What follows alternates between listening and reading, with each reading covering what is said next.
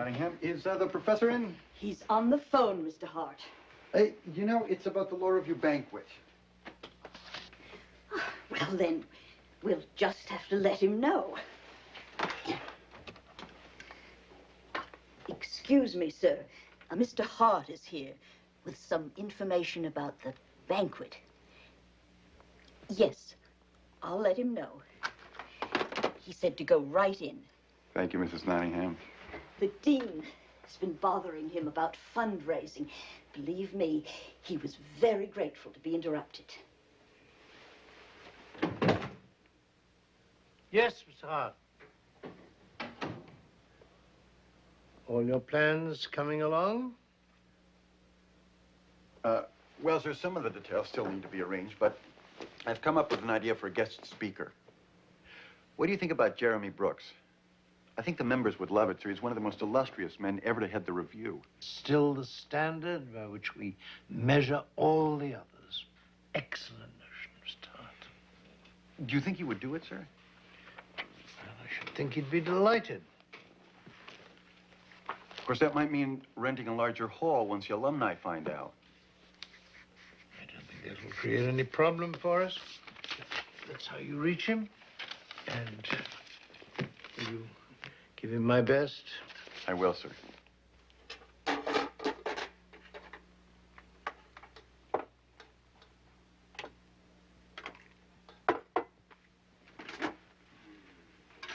There are some pretty heavy-duty people here.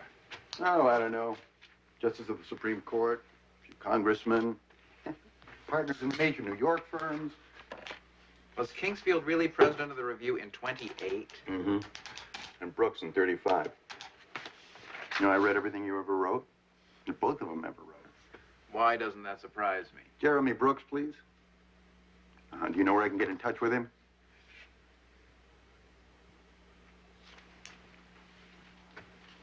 Oh. No, I have his phone number, thank you. Something wrong? Yeah, they said he left the firm. He probably wants to retire. Can't blame the man after the career he's had. No, Brooks is supposed to be like Kingsfield. He thrives on work. You know, I can remember as a kid seeing Brooks on the tube taking on Senator McCarthy. My grandfather applauded him. And Grandpa loved McCarthy. At least he did before Brooks took him on. Yeah, hello. Could I please speak to Jeremy Brooks? This is James Hart from the Law Review. Do you think you could get him to give me a call? Yeah, he could reach me at the review. Okay, thank you. I hope he'll do it. Don't worry, James. He'll accept. Your bigger problem is planning your menu. Have you ever done something like this? Just my high school graduation. That's probably different. This is a pretty sophisticated crowd, James. You can't serve them cream of wheat. I know that. Thought we'd have roast beef. Can't you come up with something a little more chic? What's wrong with roast beef? James, why don't you try delegating some of the responsibility for planning this affair to your editors? Put Harriman in charge of the food. Harriman? She'd probably come up with something disgusting, like snails. Oh, yum.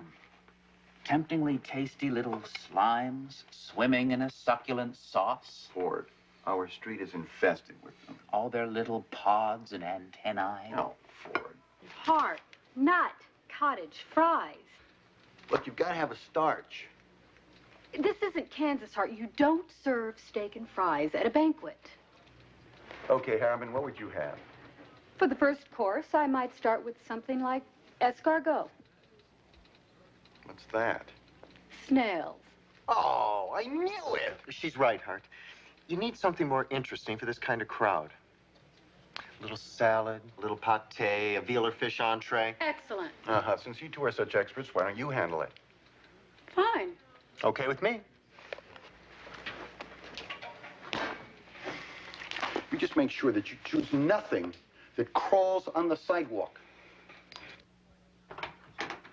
Yes? Hi, is Jeremy Brooks home? I'm sorry. He's not taking any visits today. You know, I've been trying to get in touch with him for days. He hasn't answered any of my calls. Who is it, Evelyn? It's James Hart from Law Review, Mr. Brooks. I'm sorry. This is not a good time. Let him in. I thought you didn't want any visitors, Mr. Brooks. A man can change his mind, can't he? What do you think that's going to? Come on. Thank you. Don't stand there gawking, my boy. Come in. Oh, you probably don't remember me, Mr. Brooks. At least I'm not sure you remember me. We met at last year's banquet. Excuse my manners, Mr. Hart. I have a little problem on my right side. It doesn't work anymore.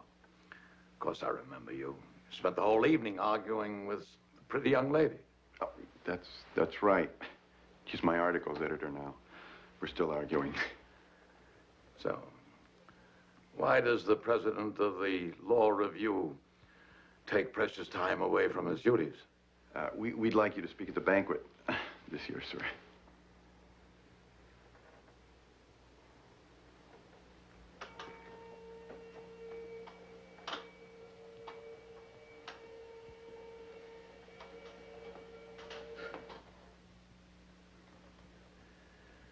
I can't do that, Mr. Hart. Oh, well, we could drive you there, sir, and bring you back, whatever you want. You name it. You don't understand. It's out of the question. I'd rather suffer my uselessness in private. Sir, you're a legend around the review. I mean, we would love it if you would talk about what it was like when you were a student. Or your years of practice. I mean, you picked the topic.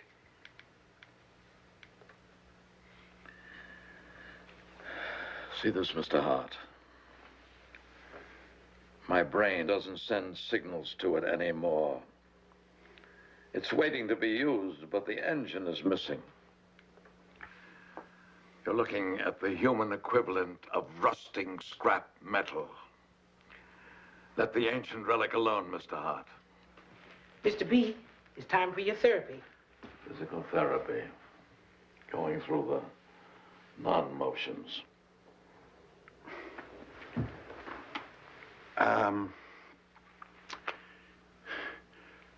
Please think it over, Mr. Brooks. You know, we'd be honored to have you. Nothing to think about, young man. Thank you for your invitation.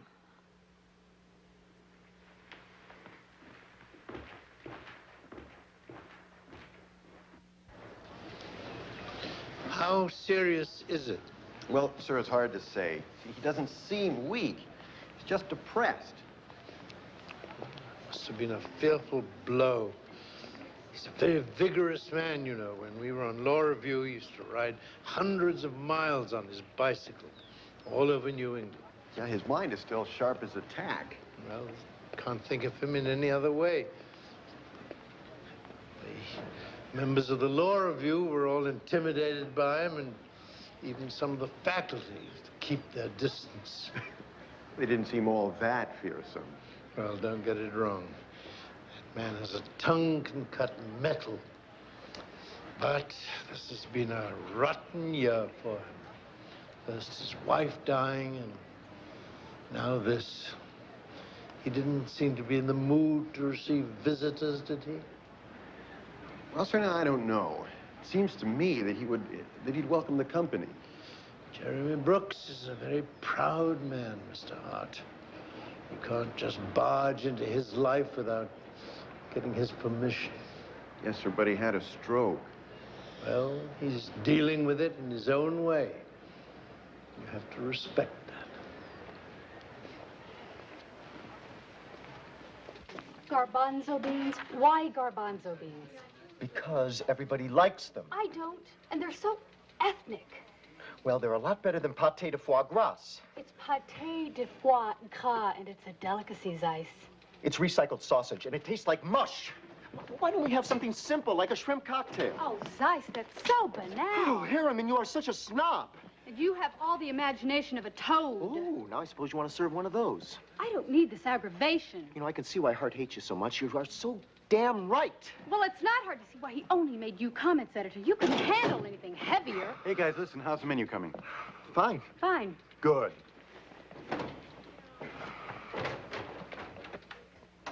Oh, Professor, I phoned Mr. Brooks, And he said he'd call you when he's feeling better. I see. That went for a visit as well? Yes, sir. He sent his regards.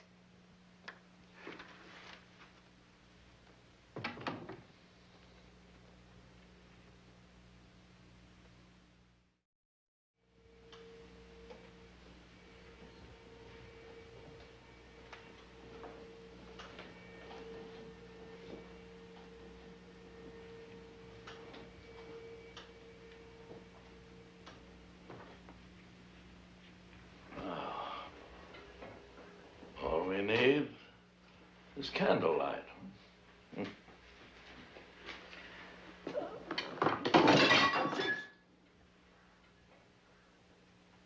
Damn it!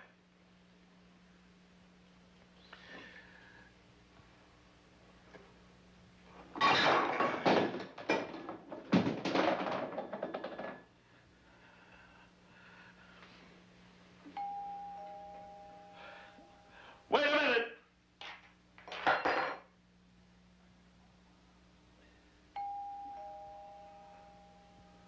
Just hold on!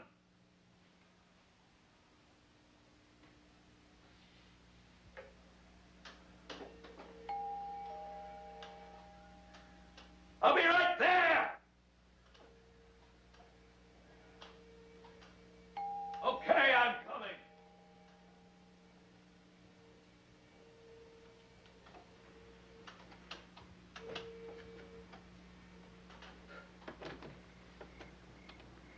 What do you want? I just came by to say hello. Fine. Hello. Anything else? No. I'll come back some other time. Why don't you do that? You know, I didn't mean to impose on you. Well, that's exactly what you've done. Did I ask you to come by? No. Stay away and stop bothering me!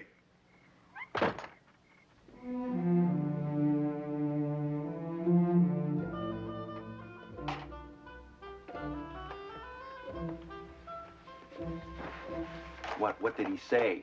Well, he'd like to come. But his wife said he just got back to California and she doesn't want him flying across the country again. Damn! So who does that leave? How about Justice Berger? No good. You wouldn't invite a Chief Justice? It's a tradition. The speaker's always an alum. How about E.G. Marshall? He was great on the Defenders. He already turned us down. We get serious here. Now, we can't have a banquet without a speaker. Okay, I'll do it. Why is it so hard to get one? You'd think anyone would jump at the chance. Someone waited too long. Look, I thought Brooks was going to do it, okay? Kingsfield told me he'd be delighted. You still waited too long, Hart. Now, this should have been done months ago. Well, it wasn't, okay? This is where we are now. How about Norman Gray? Oh, he's not in law anymore. He's a writer. Yeah, but at least he'd be interesting. Give me this phone. I would like to go on record here that I think we're stooping. Harriman, we have no choice. Norman Gray, please. Oh, hello, Mr. Gray. This is James Hart from your old law review. No, I'm not calling about a donation. We are having our annual banquet, and we would very much like you to be our main speaker.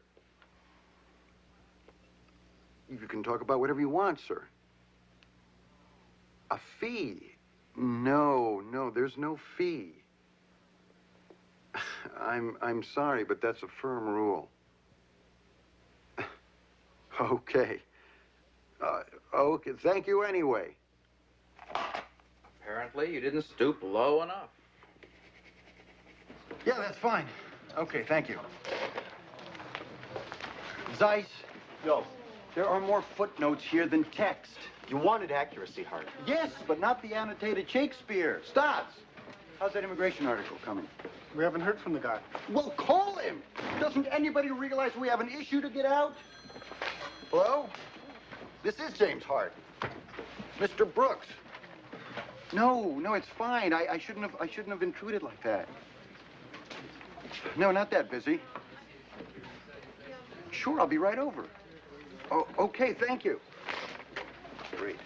Great. Hart, What? Hart, I thought we were going to talk about the banquet. Listen, whatever you and Zeiss decide's fine with me, okay?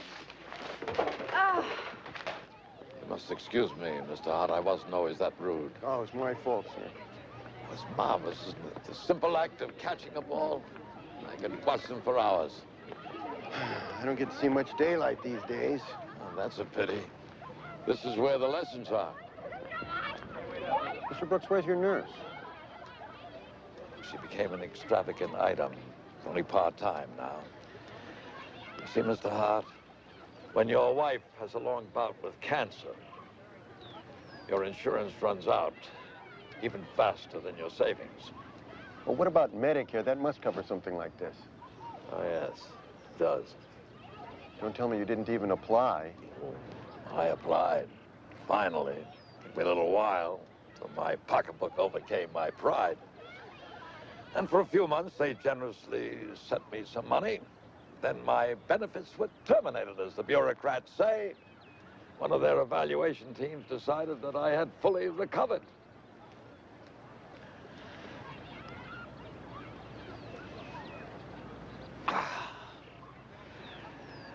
This was the arm of a fully recovered man. You must have appealed. You've never taken on a bureaucracy, my boy. It's an awful battle. I wasn't about to grovel and lose. But the man was a partner in a major law firm. It doesn't make him immune to hospital bills or a stroke. But he must have some money set aside, some protection. He told me that his wife's illness cost him $20,000 a month for a year and a half. His bills were almost as much. Can his law firm help? He said they'd already done their share, more than their share. Jesus. So how's he making it? Social Security, a few government bonds. Oh, can't get physical therapy. Losing his nurse. I don't know how he's going to make it. Where are you going? I'm going to go down to the Social Security office, see if I can't find out what happened. And is Mr. Brooks aware that you're doing this? Doesn't matter, sir. Once we get things going, he'll go along. Mr. Hart, it most assuredly does matter. Jeremy Brooks is not a man who receives help easily. He doesn't take kindly to the presumptuous interference even of friends. No, sir, but we can't just let him wither away. We have to do something. What do you have in mind? Well, now appeals through Social Security take forever, so I was thinking of trying to find some cases to help speed things up. I don't foresee much promise along those lines, but say you do turn up something. And what if he's still unwilling to accept your help? He'd have to accept it. You don't know Jeremy Brooks. He's a very proud and very stubborn man. Professor, I know we can't force anything on him. But, sir, look how discouraged he is. His whole right side is paralyzed. He feels completely useless. Social Security humiliates him, and people stay away because they're afraid to make him feel worse. No wonder he can't ask for help. Who can blame him? We don't have much choice, Mr. Hart. I have far too much respect for Jeremy Brooks to patronize him. There is no way he can get a decision inside of a year. These guys have their procedures. How often do they overrule one of these medical evaluation units? About as often as the review misses a deadline. What about court challenges? Can't someone come in and short-circuit the appeals? you have to go through the entire bureaucracy before a court will hear the case. That's 2 commissions and the Social Security Board.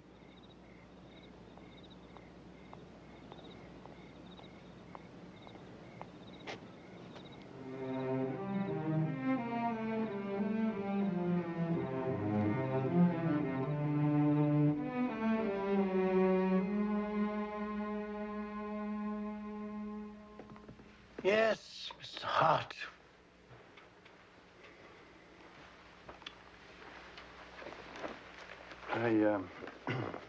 I just came to tell you that our research didn't pan out, sir.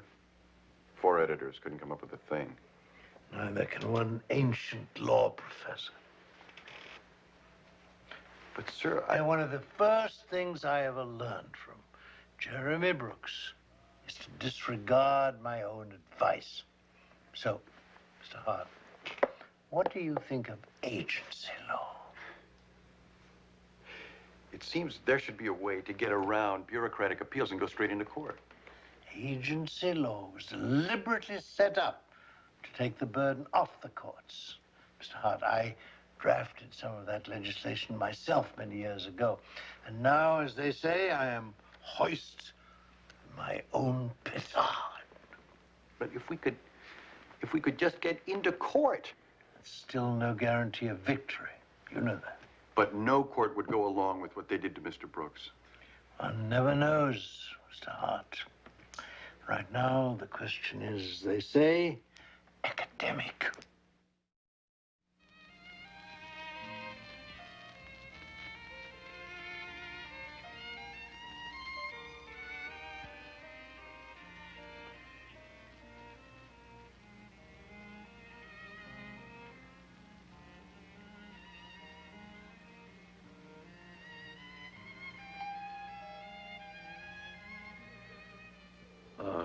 Just a minute.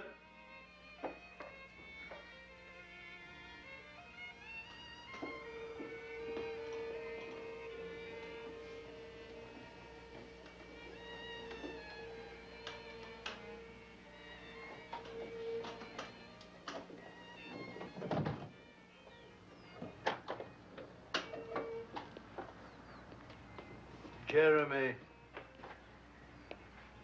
How are you, Charles? I'm fine. You? Oh, just rolling along. Sorry about your misfortune, Jeremy. Why should I be more protecting anyone else? Oh, please sit down, gentlemen, and forgive the state of disarray. We have a little budget crisis, cutbacks, and belt tightening right here on the local level. Jeremy, we have been checking into getting you more benefits from the public agencies. Who told you to do that? No one did. We just wanted you to get everything you were entitled to. Listen to him. He's not even a lawyer yet, and he's already representing clients. And you, Charles, you should know better than to pull something like this. Jeremy, we merely wanted to apprise you of the situation, should you choose to pursue public assistance. I don't want to pursue public assistance. It's not a crime. Millions of people get Medicare. Mr. Hart, I'm not like millions of other people. I was a partner in a major firm, advisor to 6 presidents of the United States, president of the greatest law review in the country. Call it the pride of a foolish old man, but I do not want to go hat in hand to the government asking for morsels. You needn't worry, Jeremy. The choice has been removed. Seems you couldn't overturn the medical team's decision for at least a year, even if you wanted to. They hang you out to dry, don't they? Sometimes you hope these bureaucratic decisions would correct themselves, like some skin abrasion. It doesn't work that way. I did come across one thing, Jeremy. It's not much, but then agency law is not my specialty. What's your theory? Well, there must be some way that a court could hear a case rather than force a litigant to go back through the administrative appeals. Like in the civil rights cases, huh? McNeese and the doctrine of abstention. What if you convinced the court that any appeal to Social Security would be futile? How could one show that? Let's just say you could. What would happen? Well, I suppose a court would have to hear the case. You couldn't force a party to go through steps it knows it's wasteful. Precisely. But I get back to the earlier question. How could one show that? Each case must stand on its own. It's simple. Now, let's say you have 25 or 30 cases like mine. A stroke victim, benefits cut off. The agency does nothing. The court orders payment to the recipient. Now, the next time a stroke victim comes along wanting his benefits restored, the court could say that Social Security has already made up its mind. Why make them waste a year when we know how it will come out?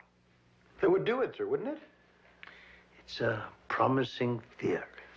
No, but I mean, it's more than a theory. I mean, this is actually an argument. Oh, I'd call it more of a foothold, Mr. Hart. But it's something.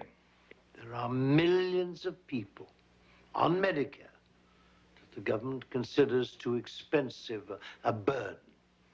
I realize what you've been through. Now, put aside your pride for a moment, Jeremy, and look what we can accomplish. Assuming you win, of course. Assuming we win. I don't know enough about agency law to do this on my own. But you know, we have a fighting chance.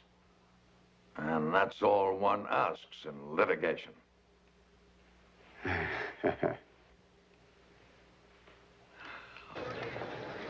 How does it seem? Somehow I don't remember it this old. Hey, you see that meadow over there? Yeah? That's where I met my wife. I was campaigning for Roosevelt. She was against him. We just argued and argued. And didn't stop for 45 years. Was she one of those Republicans who hated the New Deal? Oh, no, an old socialist. She didn't think Roosevelt went far enough. Hello, Professor. I see. The faculty is as friendly as ever. Did they terrorize you in your day? We really had it rough. You get to put up with pussycats like Kingsfield. Tell me something. Are you really the only one ever to rewrite Professor Kingsfield? Well, he was a little too good at what he did. I had to bring him down to my level. That's what rewriting's all about, isn't it? Now, you remember our plan now? Yeah. If we move fast enough, we can get a restraining order this afternoon. Then after 10 days, we'll find out if there's anything to it. Correct. Let's get on.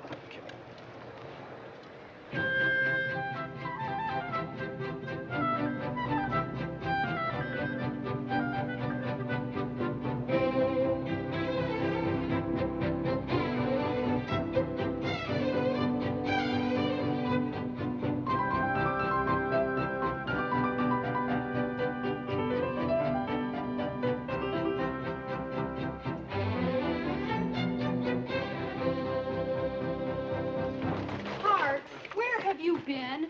Something wrong? Oh, nothing much. You haven't chosen the articles for the next issue, so no one knows what to cite check.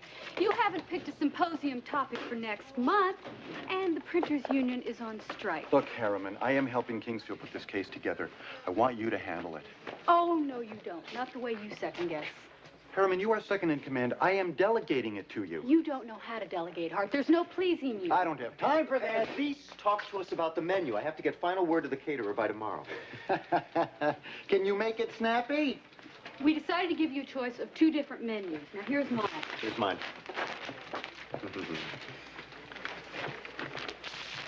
Oh, I haven't even heard of half of this stuff. We thought of that, Hart, so we brought you samples. Voila! Oh, bask in this, my friend. What is this stuff? Cucumber and goat's cheese. Oh, it's disgusting. I would suggest this. Look, I'd rather not, okay? Try it, Hart. It's wonderful.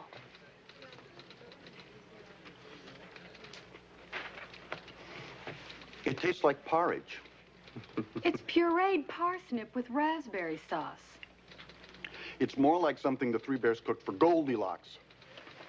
Well, what do we talk about what do we tell the caterers? Tell the caterer I'm going to call him tomorrow.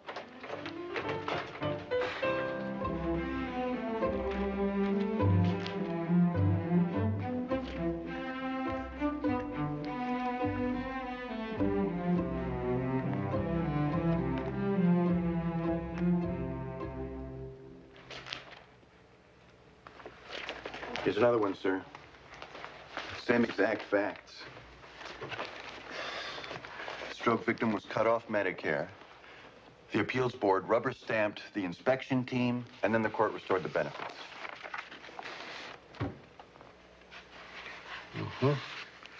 All right. How many is that now? 17. Okay, we've only covered 5 circuits, sir. Still 6 more to go. The program was set up to give people some help, and they take it away. The government is looking to save money, Mr. Hart. That seems to be the rage these days. But turning their backs on someone who's been paralyzed? Man's capacity for rationalization is infinite. Now, time for the 7th circuit. Sir, are you tired?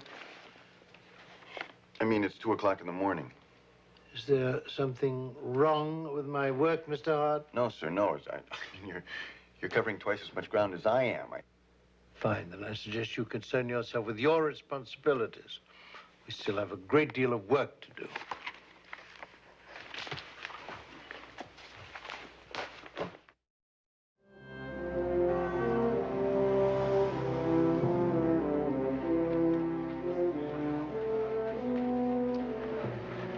Oh, it's nice to be back in a courtroom, even as a litigant. Notice any differences, Jeremy? Well, faces change, but the rules manage to stay the same. You have all the cases, Charles, on the affidavits. Jeremy? Oh, sorry. I just wanted to make sure, that's all. All right.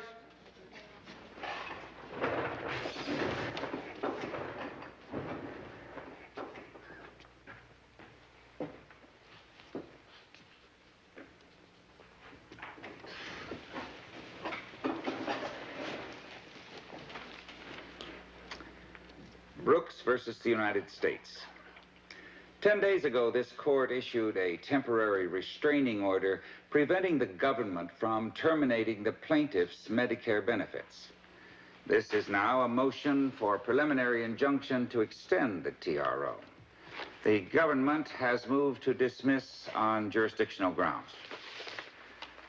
I have read plaintiff's extensive brief, and I am convinced in this factual situation that an appeal through the Social Security bureaucracy would be futile. Hence, the court will hear the case.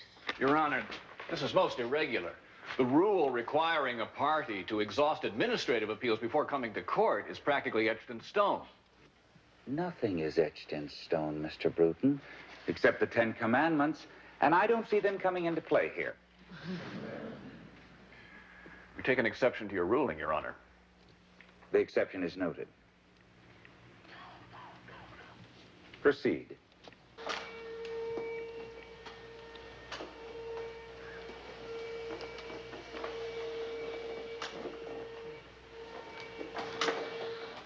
Dr. Barker, you are my rehabilitative specialist. That's right. What was your prognosis? Well, that's hard to say. We figured 6 to 8 months before you would regain functional use of your arm and leg. Wait a minute. 6 to 8 months, Mr. Brooks suffered a stroke. Oh, we can teach a man like Mr. Brooks to regain most of what he lost. It'd take a lot of hard work on his part. I'm talking daily visits, but it could be done. But you think I was making progress? Oh, yes. Until the check stopped coming in. Then we had to cut back, and he pretty much gave up.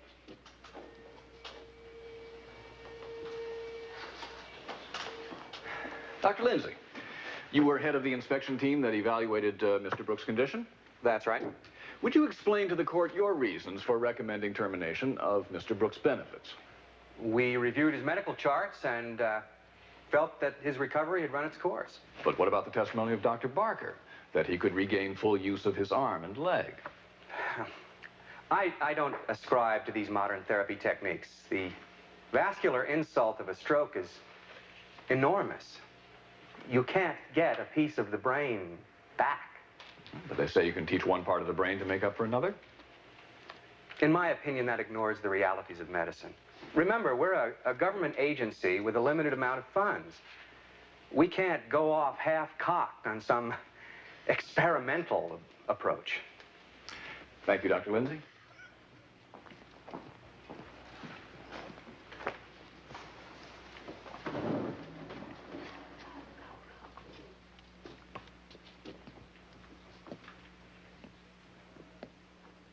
Dr.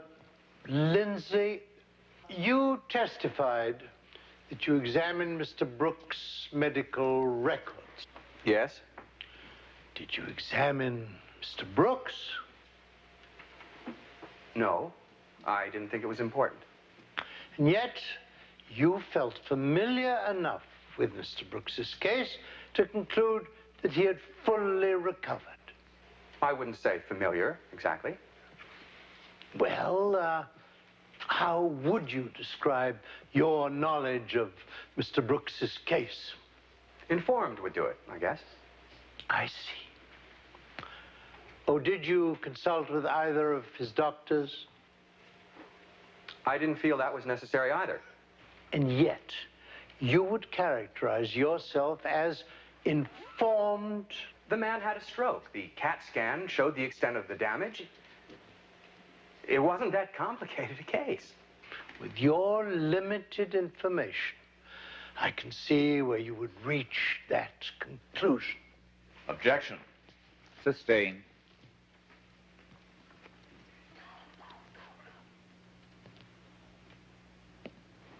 Charles never even liked trial work.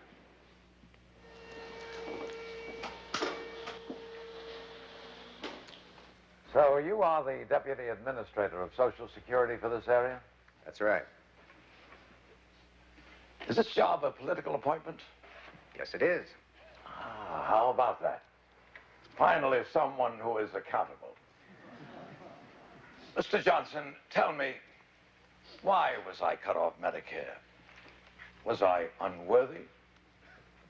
Not exactly. Was it because of my age? I'd say that was a factor, yes. Why throw good money after bad, huh? Objection. Sustained.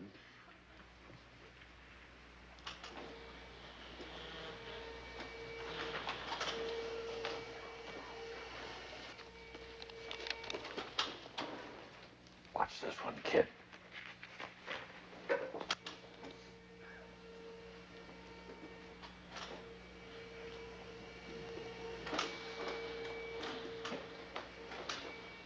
Mr. Johnson, have you ever heard of a case called U.S. versus Fletcher? Yes. Are you familiar with the case of Hampton versus the United States? What's the point of this? Mr. Johnston is not a law student. That's too bad. We wouldn't be here if he were. My apologies, Your Honor. Proceed. Now, the Hampton case and the Fletcher case were virtually identical, weren't they? Mrs. Hampton even had the same kind of stroke as Mr. Fletcher. That's right. And yet you wouldn't give Mrs. Hampton any money. We concluded that the earlier decision covered only that particular case. So you ignored the court's ruling, even though the two cases were exactly the same. Objection. Overruled. I repeat, did you ignore the court's ruling in the earlier case? Yes. An edict was sent down from upstairs. So you made that woman go through a year of pointless appeals when you knew you'd have to pay her in the end? We didn't know that we would have to pay her. You had a court decision on it. How could you not know?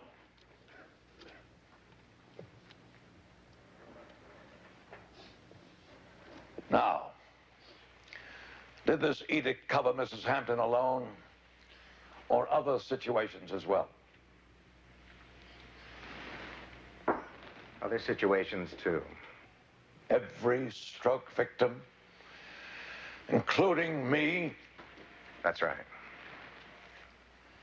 We were all going to have to go through your bureaucracy for a year without money for nurses or physical therapy when there's a court case that says we're entitled to it?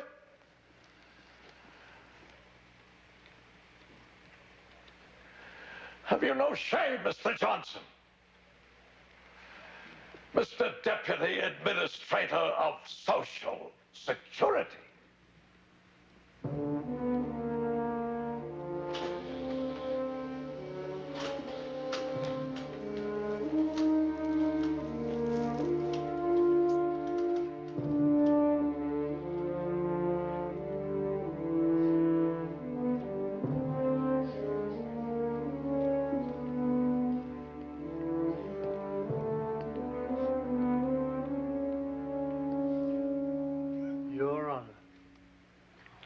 We have here a case of bureaucratic arrogance gone rampant.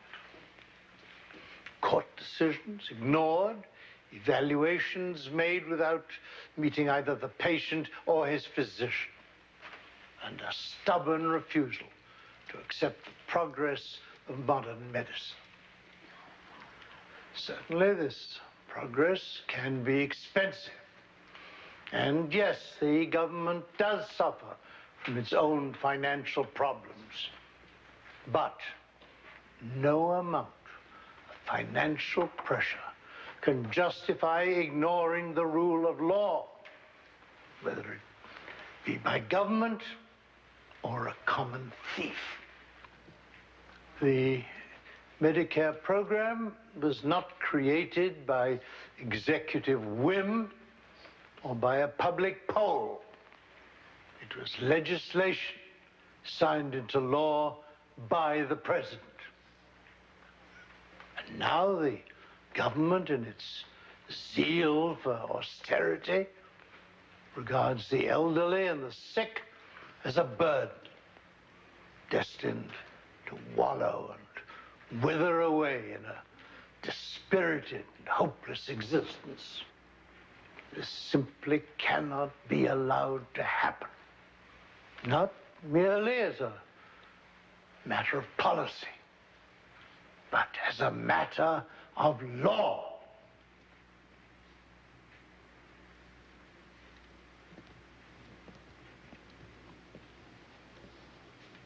The court is prepared to rule. Professor Kingsfield, have you drafted a proposed order? We have, Your Honor. And it covers all the elderly in Mr. Brooks' condition? Yes, it does.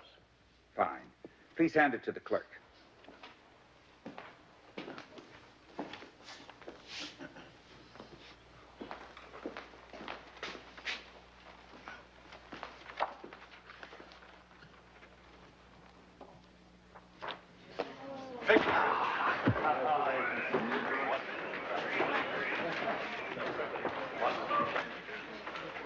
So delighted. Jerry.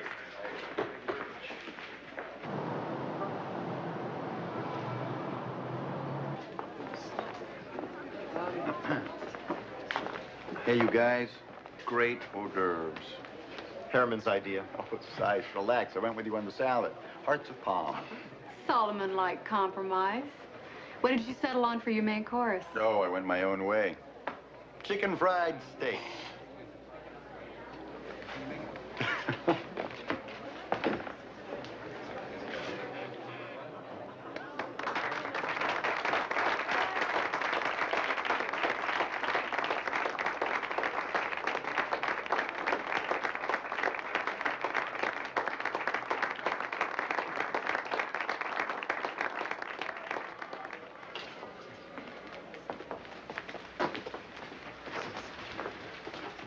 Jeremy?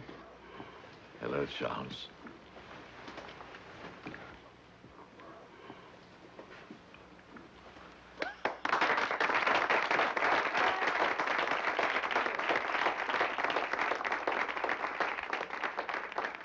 I want to speak to you tonight about something that gets short shrift in our legal system.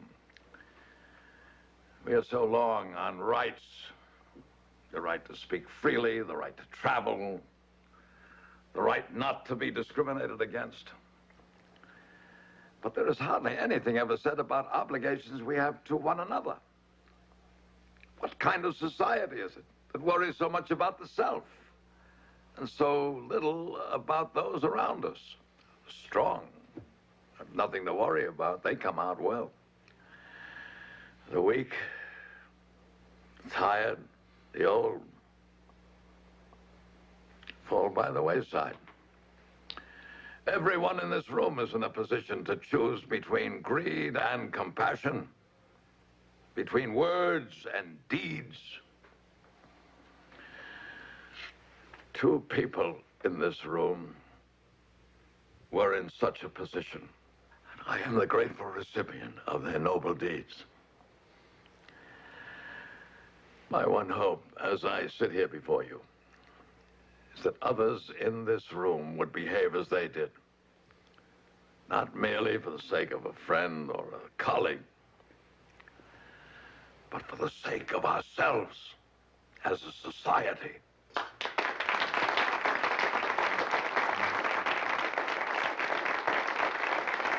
Thank you. Thank you.